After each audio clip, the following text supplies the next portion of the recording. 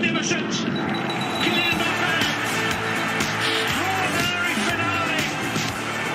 More twists, more turns. UEFA Euro 2024 starts Friday, 14th of June across the BBC.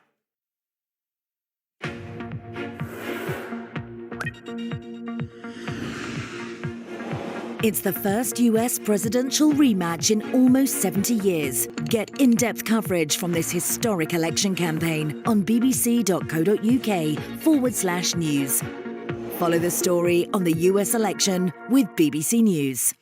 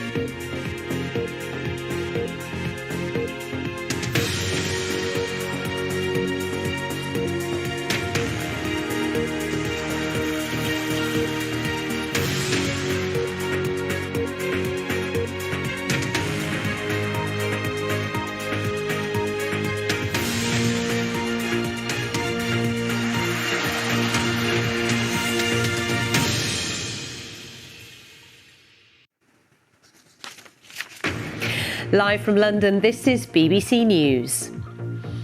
Western leaders are gathering today in France to mark the 80th anniversary of the D-Day landing, which changed the course of the Second World War. These are live pictures from Normandy as preparations get underway.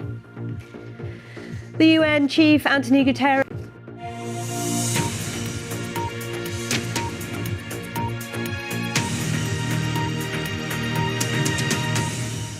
hello and a very warm welcome to the programme. I'm Sally Bundock. Well, let's go live to Normandy and see the pictures we're receiving from the beaches where world leaders and veterans will gather later today, marking the 80th anniversary of the D-Day landings on the 6th of June 1944, when more than 150,000 Allied soldiers invaded France in a major turning point of the Second World War.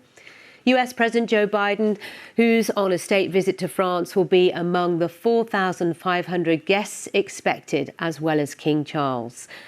There will be about 200 veterans, mostly from the US, Britain, Canada and France. This 80th anniversary is focusing minds on the need for unity in the face of new conflicts. Our Europe editor Katya Adler reports. Les Américains, the Americans, are back in town. And it's feeling like the 1940s. These men changed the course of history. 99-year-old Donald Cobb's modesty is humbling. I don't feel like a hero. I mean, we just did what we were told. You know. I'm happy that we were able to help. 80 years on, they are still huge heroes here. That it is really a lot of emotion for me. Refais la politesse, mais s'il vous plaît. My young brother gathered intelligence for them. Betrayed by a neighbour, Catherine's brother and father were then sent to Nazi concentration camps. They survived, but she missed her father desperately. The patrie, his country, is more important than his family, I think. It's celebrations and solemnity of the D-Day commemorations. There are also painful memories of, and also a realization that despite decades now of pledging never again, war has come back here to Europe on a scale not seen since World War II. We found this international youth group rehearsing for the world leaders expected here. As a German, I wanted to send a message of peace. A heartfelt D-Day message for leaders everywhere. Katya Adler, BBC News, Normandy. Well, these are live pictures we're receiving this morning from Normandy, where, of course, all of these events took place 80 years ago. So let's now introduce to you Alex Fitzgerald-Black, Executive Director of the Juno Beach Centre Association. And your association is based in Normandy, where the Canadian military landed on D-Day. Canada's Prime Minister Justin Trudeau will be there today, among other world leaders. Talk us through the Canadian element to today. Absolutely. The Canadians landed on Juno Beach, 14,000 strong. They landed alongside some British troops as well. About 1/3 of the troops landing on Juno Beach were British. It's terrible to see Europe aflame again. We wish it wasn't happening. OK, well, Alex, it's lovely to talk to you on such an important day. Thank you for being up so early and live with us on BBC News. As you can see, preparations are well underway as this extremely important anniversary takes centre stage. We'll be live with the events throughout today here on BBC News for you so that you can take in all the moments as they happen. Now, the UN Secretary-General, Antonio Guterres, has called for a global ban in the United States. So you can see those record highs for the S&P 500, the broader market and the tech-weighted NASDAQ index. Let's discuss all of this with markets analyst Anna McDonald. Anna, good morning to you. So this was just a matter of time, wasn't it, for NVIDIA? I mean, really, I'm amazed by the figures. They are mind-boggling, but not surprised. Is actually selling these chips. This is not not some kind of story that's being pushed out further and further and some kind of promise for the future. They are actually delivering revenue and profit growth. OK. Anna, good to get your take on all of this. Thank you for joining us so early. So as we have touched on, part of the reason why markets in the US are so strong at the moment is because investors are betting once again on the likeliness of an interest rate cut coming down the line from the Federal Reserve. It's expected to hold firm at its next meeting.